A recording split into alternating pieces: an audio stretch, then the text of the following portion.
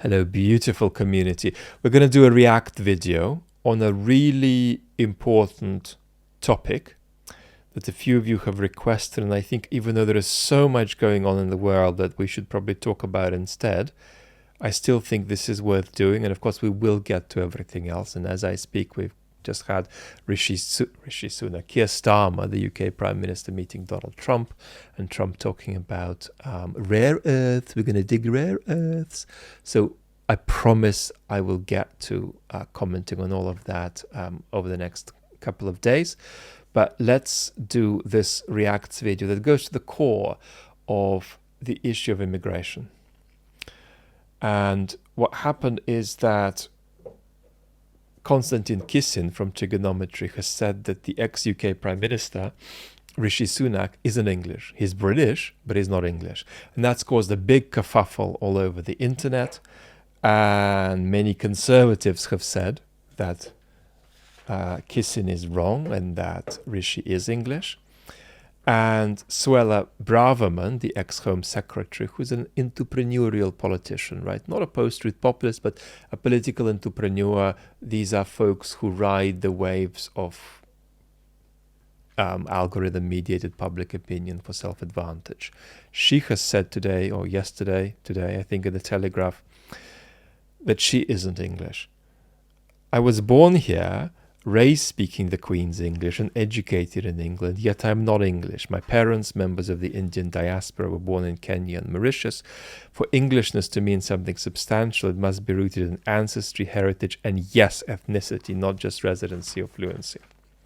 So we've got the issue of immigration, which is causing, in part, together with a few other factors, a legitimacy crisis, whereby there is a really scary gap between our governments and our institutions and what large minorities or small majorities among our citizenry think. And we've got citizens who are losing trust in institutions, feeling powerless, feeling betrayed, and feeling lost, feeling a sense of opacity about all politics that invites the gambit of just wanting to break your politics, because if it doesn't make any sense, what's the point of it anyway? One issue that's feeding into this powerfully is the issue of immigration, which has got a civic consent challenge. We've got immigration policies that are based largely on economic considerations with a sprinkling of human rights considerations that are generating numbers of people coming into countries that simply do not garner civic consent. And we're going to have to, if we want to keep our democracies, begin doing this the other way around. That's to say, making the case for a particular scale of immigration, persuading your citizenry of that, and only then implementing the policy. Our tendency has been to implement the policy that we think is technocratically rational and then tell the citizens that's the policy. If you don't like it, you're racist or irrational. So something needs to change around the issue of immigration, because it is rampantly degrading, right, the skeleton of our setup of counter-majoritarian institutions and trust in politics. And of course, we are also facing a potential wave of white identitarian politics in the 2030s. That's not caused by the liberal hyper-identity politics that I often critique.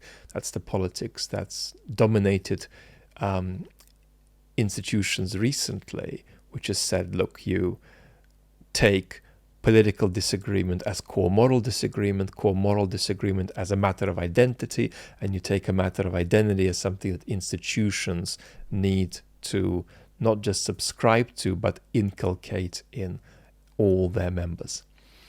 That's probably going to make the white identitarian wave 20% worse, but it's not the central cause of it. It was coming anyway because of other social forces. So this is really important stuff if we don't want our democratic boats that are coming out of the bay and going into open water to sink.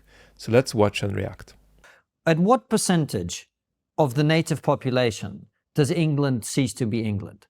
Is it 50%? Is it 40%? Is it 10%? When there are no English people left, is it still England? That's right. I mean, do we regard Rishi Sunak as English, for example? I've always said, this is a very unpopular thing, that I'm not English. I will never be English. I don't think Rishi Sunak is English. We're both British, but we're not English. No, you weren't born here. You were an immigrant. No, but my son was born here. I don't think my son is English. Right. He's born to a Russian again, and that's Ukrainian definition, immigrant. right? I would say that Rishi Sunak is as English as Tizer and Wyferns, right? He is absolutely English. He was born and bred here. And I wouldn't say that the colour of his skin makes him any He's less. a brown Hindu. How is he English? Because he's born and bred here. So by being born here, you become English, in your opinion? Yeah. Are my kids English? I would say they are. How? Because they were born here. They're Scottish. Nope. By blood? No, right? they've hardly ever been to Scotland, unfortunately. So what? By blood, so give me this. I mean, My son is born to a Russian and a Ukrainian, right? How on earth is he English? Because he was born here. If your children had been born in Japan, would they be Japanese? If they were born there and lived their life there, then yeah. Look, this all comes down to I think the imperial identity I get, and I've said this, right? People should be able to come to this country and they buy into the imperial overarching identities. Exactly. We're all British. That's fine with me. But pretending that my son is English, what? Come on. It depends if you think English has got an ethnic undertone. Now, Of course it does. Well, I disagree. Okay. So let's do this without point scoring for everybody involved. There are two concepts. There's Englishness as an ethnic identity, and there is Englishness as a national identity. You can't do without these two concepts. They're both available to us, and we need them both. The Englishness as an ethnic identity is something you can explore by doing a 23andMe test. That still won't establish your Englishness factually, because the threads of ancestry you encounter there still need to be interpreted. But I won't get into that complexity now. We'll just simply say that that's the sort of thing that ethnic English identity is about. But there is also Englishness as a national identity. Now, how are these two concepts related? They are irreducible, so you don't want to reduce national identity to ethnic identity. But ethnic identity can be a part of national identity. That's to say, it's absolutely wrong to then argue, if you want to keep the two concepts apart, that ethnic identity can't have anything to do with national identity. No, it can. But it will only be a part of national identity in some cases, but not in others. That's to say, people who have been here for a very long time and have various kinds of substantive derivation that various 23andMe thingies show, can feel that that's part of what it is for them to be English. But there can also be other people who don't have that, but are ethnically, in terms of national identity, English, because they have a civic identification with England, because the pattern of their thought and sentiment is English, which is what I'd say about Rishi Sunak, and because they self-affirm as English. Now that's something that's got a bad name with the recent trend of hyper-identity politics, self-affirmation, but it's an ineliminable part of our culture, and it's not subjective. Self-affirming as English means that you have taken time to be responsible in how you do it, and only then do you go on and say, you know what, I ascribe this to myself. I feel English. I am English. I feel English. So that kind of self-affirmation is very important. An objective question about the thoughts and sentiments, right, in somebody's head is important, and can show you how English they are.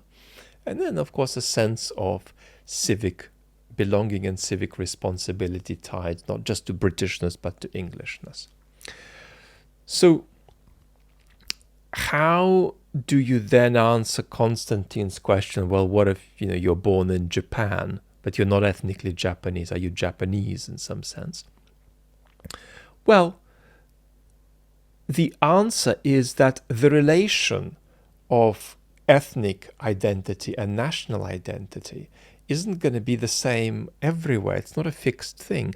If we've got a country where you've got 10,000 citizens and only 50,000 of them are folks who've come into the country recently, or whose parents have come into the country recently, that's one thing.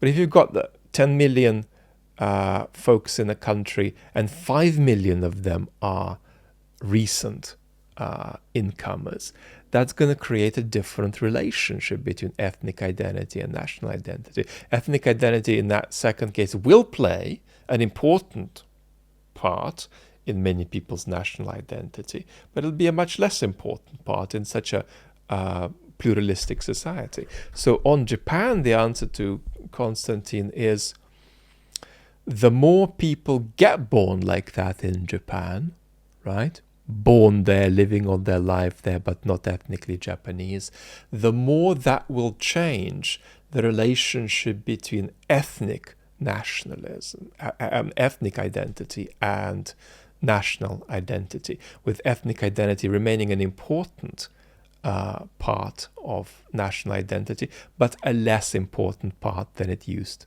to be.